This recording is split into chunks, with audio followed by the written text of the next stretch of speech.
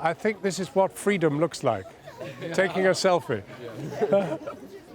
After more than 4 years, Ai Weiwei has his passport back from the Chinese authorities who seized it just in time for the opening of his major show at the Royal Academy in London. Inside, there's even protest hiding in the wallpaper. It is absolutely clear that Ai Weiwei has lost none of his courage in attacking the regime in Beijing. One of the pieces on show is an art book with an A to Z of the world's greatest artists. In the European edition, Ai Weiwei is there on page 3.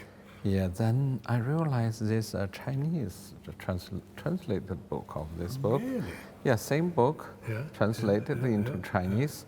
At the same page, the work being replaced by a person who was Michelangelo's assistant. So if you see every other page will be the same. You know, it will not. Isn't that amazing? Yeah, see? Yeah, yeah. On the page, but only that page. That means Chinese officials or the culture censorship, they are so careful and they are so sensitive. And they have to work with the publishers from the West to get that page. But why are they worried about you? You're an artist. I think art is always dangerous.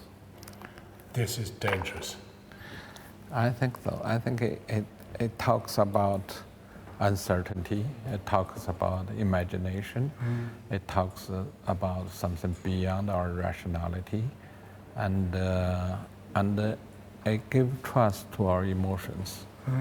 So in that sense, it's kind of dangerous to authoritarian society. Because in a regulated society, you have irregular thoughts in art. Yeah, it's that. So you really are very dangerous. I think that it's true. You're a brave man. Well, I'm not so brave. I'm just trying to be funny or something. No. No. And this is when you were under arrest. Yeah, that's another heavy room. It tells the story when I was arrested because I owe people explanation what and how this condition is. And the state never revealed this kind of conditions.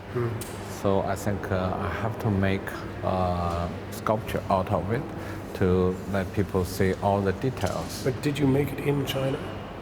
Well, we made it quite discreetly. And there you are.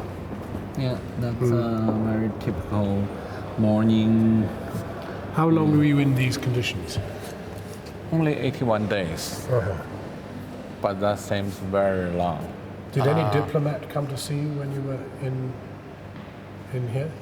Diplomat? Yeah. My mom even doesn't know where I am. She's trying to find out. They will never let her know. There's no lawyer can be contacted, and there's no way to have any information from outside. Why did they let you out here? I don't know, but they told me we can always let you in again. And we can put you back here. Oh yeah, they said that we can put you back, and that we don't ever have to let you out. But you will go back to China, you think? If I can, I will. Then you have to trust that if you get a visa to go back, or that if you get permission to go back, you have to trust them that they will. I always trust people. Even, that's my problem. I trust humanity, I trust people have good intentions, I trust people would understand or rationalize their act. And if I do have the freedom, I would use it. Freedom is not something I'm going to worship it. I have to use my freedom. That may bring me to more difficult situation, but that's me. But it isn't all about protest. His son's pushchair, carved from a single block of marble. Inevitably, the surveillance cameras in the corner. Reconstituted timber, constructed in the traditional Chinese way. Then there's a telling video on the wall as his new studio was demolished by the authorities who didn't want him in that part of Shanghai anymore. Some of the bricks he rescued make up this exhibit. And then this extraordinary pile of crabs. This exhibit is all about the Sichuan earthquake. 70,000 people died. And yet, the authorities would not name the dead children.